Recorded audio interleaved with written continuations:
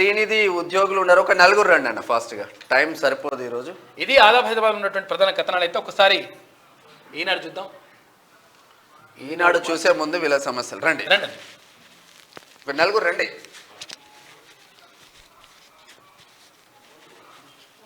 మాట్లాడే వాళ్ళు నలుగురు రండి అన్న.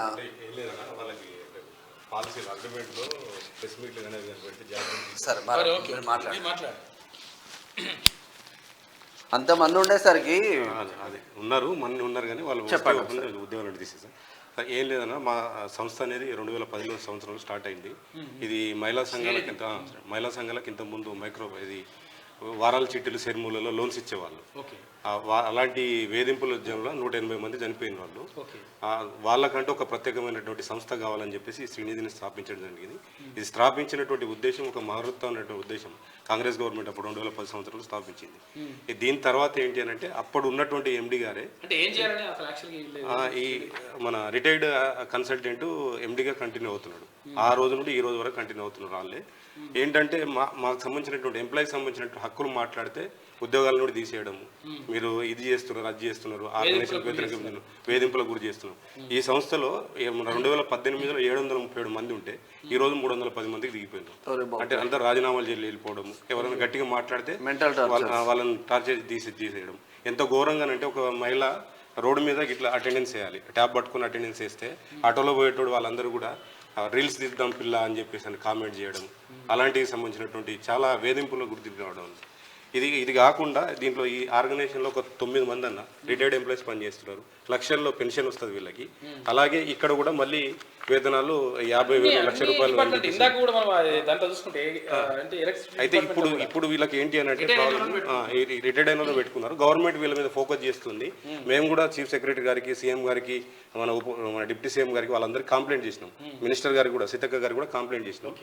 దీన్ని ఉద్దేశంగా పెట్టుకుని ఏం చేస్తున్నారంటే, ఒకేసారి అసలు శ్రీనిధి చరిత్రలో మన ఎంప్లాయీస్ని పిలిచి చేసింది. రేపు హాలిడే అయినా కూడా, పండగ కంటే ముందు సెకండ్ సాటర్డే అయినా కూడా ఈ ఉద్యోగాలందరినీ పిలిపించుకొచ్చి మా సారే ఉండాలి, ఇంద్రుడు చంద్రుడు ఆయన ఉంటేనే బాగుంటుంది అని చెప్పేసి అని సంతకాలు జై కొట్టాలని చెప్పి సంతకాలు పెడుతున్నారు. అది పెట్టి విద్యాసాగర్ రెడ్డి, అలాగే దాంట్లో ఉన్న వాళ్ళందరూ కూడా ఉండండి. స్టార్టింగ్ నుండి ఇప్పుడు రాజారావు. ఇక్కడ నిరుద్యోగులకు ఉద్యోగాలు లేకుండా బాధపడతా ఉంటే అయితే ఇక్కడ ఇంకొకటి ఎస్సీ ఎస్టీలకు సంబంధించినటువంటి సమస్యలు చెప్పుకుందాం అంటే, హయ్యర్ క్యాడర్లో ఉన్నటువంటి డీజీఎంలు అందరూ ఓసిలే అని అన్నారు. చూడండి, డీజీఎంలు అందరూ ఓసిలే. మా సమస్య మేము చెప్పి చేస్తే వాళ్ళు నవ్వుకుంటారు అన్నట్టు.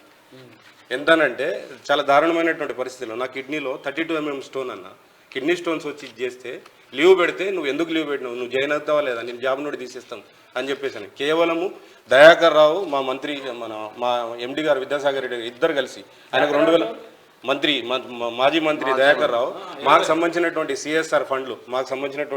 సిఎస్ఆర్ ఫండ్స్ అన్నీ కూడా మొత్తం ఆయన పాలకొర్తిక నియోజకవర్గానికి కేటాయించుకున్నాడు. దానికి ఈయన మద్దతు తెలుపుతాడు, దీనికి ఆయన రెన్యువల్ ఇస్తాడు. రెన్యువల్ లేకుండా కూడా ఆయన ఈఓ నోట్తోని కంటిన్యూ అవుతూ చేస్తున్నాడు. ఈ విషయాలన్నీ కూడా ఆయనంతటి స్వయంగా ఒప్పుకున్నాడు. జియో నెంబర్ 42లో 2019లో ఈయనకు సెర్పు శ్రీనిధికి సంబంధించినటువంటి గొడవలు స్టార్ట్ అయితే, ఆ రోజు ఈయనకి జియో అనేది సపరేట్గా ఇష్యూ చేస్తామన్నారు. ఆ రోజు నుండి ఈ రోజు వరకు జియో లేదు ఈయనకి. ఇది ఆల్రెడీ మేము సీఎం గారికి ఇచ్చినటువంటి లెటర్లో అందరికీ కూడా ఇచ్చినాము. ప్రధాన డిమాండ్స్ ఏంటంటే, అసిస్టెంట్ మేనేజర్ అని ఈ సంస్థలో ఉన్నటువంటి 310 మందిలో 240 మంది అసిస్టెంట్ మేనేజర్లు ఉన్నారు. వాళ్ళకు జీతం వచ్చేసి మినిమం వేజెస్ కూడా లేదన్న, 15,000 రూపాయలు ఇస్తారు. 4 మండలాలు చూడమని చెప్పి అంటారు. హెడ్ క్వార్టర్ మెయింటైన్ చేయాలంటారు, వెహికల్ మెయింటైన్ చేయాలంటారు. ఈ అన్ని రకాల ఇబ్బందుల వల్ల వాళ్ళకి ఏంటి అని అంటే, ఊర్లో ఉన్నటువంటి అంగన్వాడీ టీచర్, ఒక్క విలేజ్లో 3 అంగన్వాడీ టీచర్ ఉన్నా కూడా 13,500 రూపాయలు జీతం ఇస్తున్నారు వాళ్ళకి. అలాంటిది ఈ ఎంప్లాయీస్కి 15,000 రూపాయలు ఇస్తున్నారు.